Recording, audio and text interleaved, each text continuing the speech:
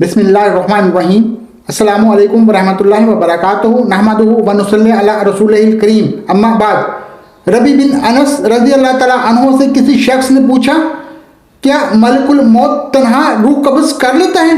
तो उन्होंने जवाब दिया कि मलकुल मौत के बहुत से फरिश्ते मुआविन और मददगार होते हैं जिनको अल्लाह ने मुकर्रर कर रखा है और वही इस काम को अंजाम देते हैं। और मलकुल मौत उन सब फरिश्तों के अफसर हैं जिनकी तेज़ रफ्तारी का ये आलम है क्योंकि उनका एक कदम मशरिक में पड़ता है और दूसरा कदम मगरिब में। मलकुल मौत के साथ रहमत और अजाब के फरिश्ते रहते हैं। नेकों की रूह कब्ज़ करके रहमत के फरिश्तों के हवाले कर दी जाती हैं। और हज़रत अनस से रवायत है कि सरवर कायनात हजूर सल्लल्लाहु अलैहि वसल्लम ने फरमाया कि मौत के वक्त मैयत को चारों तरफ से फरिश्ते घेरे और जकड़े रहते हैं। अगर वो ऐसा न करते तो मरने वाले मौत की सख्ती और शिद्दत तकलीफ से जंगलों में भागे भागे फिरते और नेक बंदे की मैयत पर फरिश्ते दुआ और इस्तगफार और उस वक़्त तक करते रहते हैं जब तक उसके मुतल्लिकीन तकफीन और तदफीन से फारिग नहीं हो जाते। इस तरह मलकुल मौत के साथ बहुत से फरिश्ते रहते हैं। हज़रत सुलेमान ने मलकुल मौत से पूछा कि तुम लोगों के साथ इंसाफ क्यों नहीं करते? किसी की रूह तो फौरी तौर पर कब्ज कर लेते हो और उसे जल्द से जल्द इससे दुनिया से मुंतकिल कर देते हो और किसी को तकलीफों और अज़ियतों में इस तरह उलझाते हो कि वो लाचार और मजबूर पड़ा तड़पा करता है। मलकुल मौत ने कहा कि यह बात मेरे कब्जे और इख्तियार में नहीं है। हर एक के नाम का सहीफा मुझे मिलता है, जैसा हुक्म होता है बजा लाता हूँ। रवायत है कि शाबान के महीने में मलकुल मौत को एक कागज़ दिया जाता है। उसमें उन तमाम लोगों के नाम लिखे होते हैं जिनकी रूह कब्ज़ करने इस साल उनके ज़िम्मे होता है, मगर दुनिया के लोग अपनी आराइश और आसाइश के कामों में मसरूफ़ रहते हैं। दौलत की फराहमी, मकान की तामीर, खेती बाड़ी, शादी ब्याह, गर्ज के तरह तरह की तैयारियां करते रहते हैं और वह बिल्कुल नहीं जानते कि इस साल उनसे दुनिया छूट जाएगी। हालांकि उनका नाम मलकुल मौत के कागज़ पर तहरीर होता है और मलकुल मौत रोज़ाना हर मकान में 3 मरतबा इसलिए जाते हैं कि जिस शख्स की मुद्दत पूरी हो चुकी हो उसकी रूह कब्ज़ कर ली जाए। बस जब ये किसी की जान लेते हैं तो मरने वाले के मुतल्लिकीन रोना चिल्लाना शुरू कर देते हैं। उस वक्त मलकुल मौत दरवाजे का बाजू पकड़कर कहते हैं कि बखुदा मैंने कोई ज्यादती नहीं की है, न मैंने उसकी रोज़ी छीनी है और न मैंने वक्त से पहले उसकी रूह कब्ज़ की है। उसका वक्त पूरा हो चुका था। मैंने अल्लाह के हुक्म की तामील की है और अपना फ़र्ज़ अदा किया है। हज़रात ग्रामी, जैसा कि आपको इल्म होगा कि मौत का एक दिन मुअय्यन है जहां इंसान कहीं भी हो, किसी भी हालत में हो, मुकर्ररा वक्त पर मौत आकर रहती है। किसी सूरत में मौत से मकर नहीं और ना कोई तकदीर कारगर होगी, ना कोई ताकत रोक सकेगी और ना 1 मिनट का कमोबेश हो सकता है। कुल्लु नफ्सिन ज़ाइक़ातुल मौत, हर नफ्स को मौत का जायका चखना है। एक बादशाह एक उम्दा और आलीशान घोड़े पर सवार होकर लश्कर अजीम के साथ बड़े गरूर से निकला। गुरूर और तकब्बुर का यह आलम था कि किसी तरफ देखता भी न था।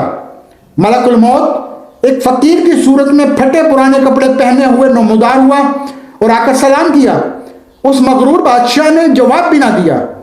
मलकुल मौत ने उसके घोड़े की बात पकड़ ली। उसने कहा, हट जा, मेरी राह में मुझसे तंग न कर। मलकुल मौत ने कहा, ए बादशाह, मुझे तो तुझसे कुछ कहना है। उसने कहा, ठहर जा, मुझे घोड़े से उतरने दे, फिर जो बात होगी बयान करना। मलकुल मौत ने कहा, नहीं, मैं तो अभी कहूँगा। बादशाह ने झुककर कहा, अच्छा कहो। फकीर ने चुपके से उसके कान में कुछ कह दिया कि मैं मलकुल मौत हूँ और इसलिए आया हूँ कि इसी वक्त तेरी रूह कब्ज़ करूँ। यह सुनकर बादशाह का रंग मुतगय्यर हो गया और ज़बान गुम हो गई।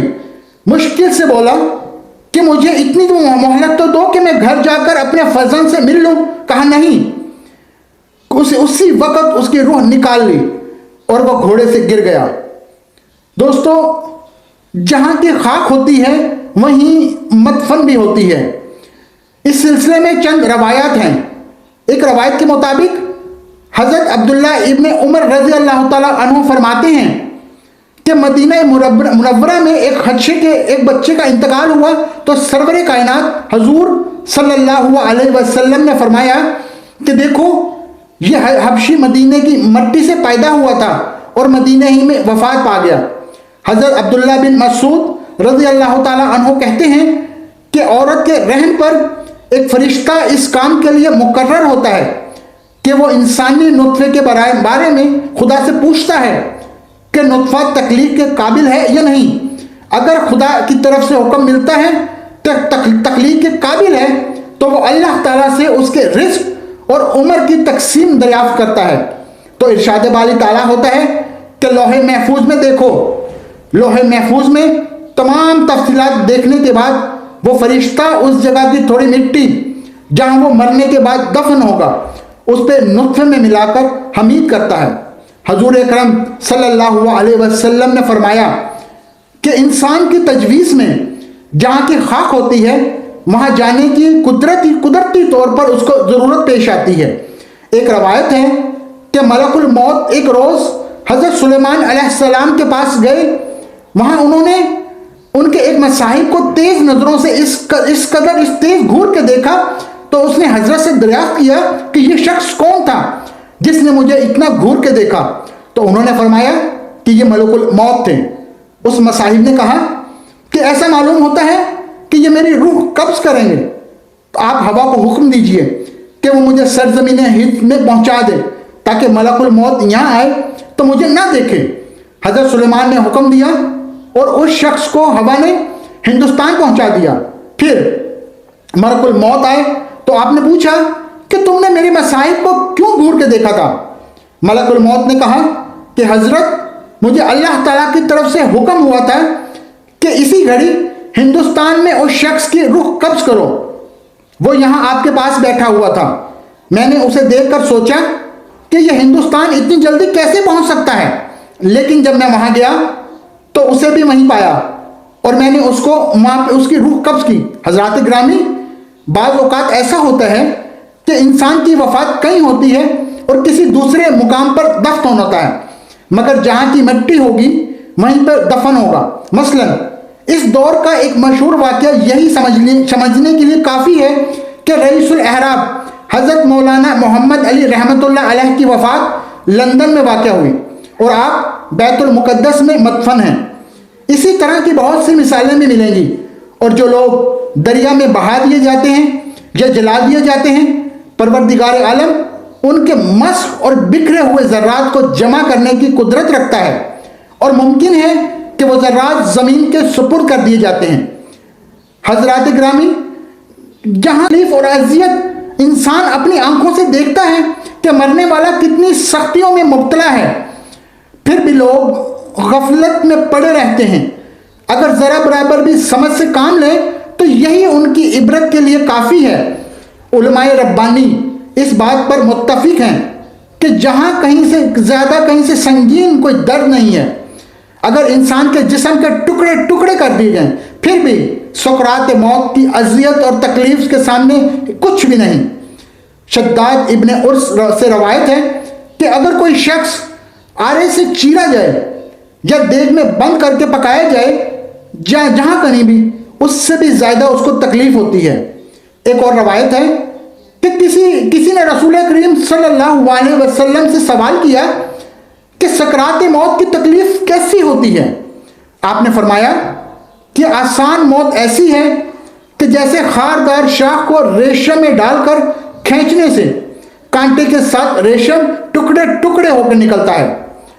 شمائل ترزمی میں ہے کہ حضور اکرم صلی اللہ علیہ وسلم کو نزائے روح کے وقت اتنی سخت تکلیف گزری کہ حضرت فاطمہ الزہرا رضی اللہ تعالیٰ عنہ دیکھ کر رونے لگی۔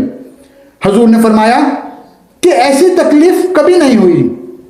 رسول اللہ صلی اللہ علیہ وسلم جہاں کرنے کے وقت فرماتے تھے کہ اے اللہ، تو محمد پر سکرات موت کو آسان کر دے۔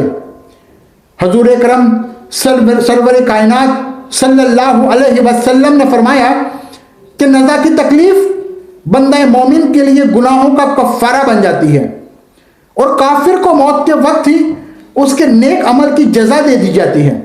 دوستو، اگرچہ آپ نے اس چینل کو ابھی تک سبسکرائب نہیں کیا تو ویڈیو کو نیچے سبسکرائب کا بٹن، ریڈ بٹن کلک کر دیجئے، اور ہمارے چینل اور میرے اس بیل آئیکن کو ضرور پریس کر دیجئے تاکہ نئی نئی ویڈیو آپ کے لیے لاتا رہوں۔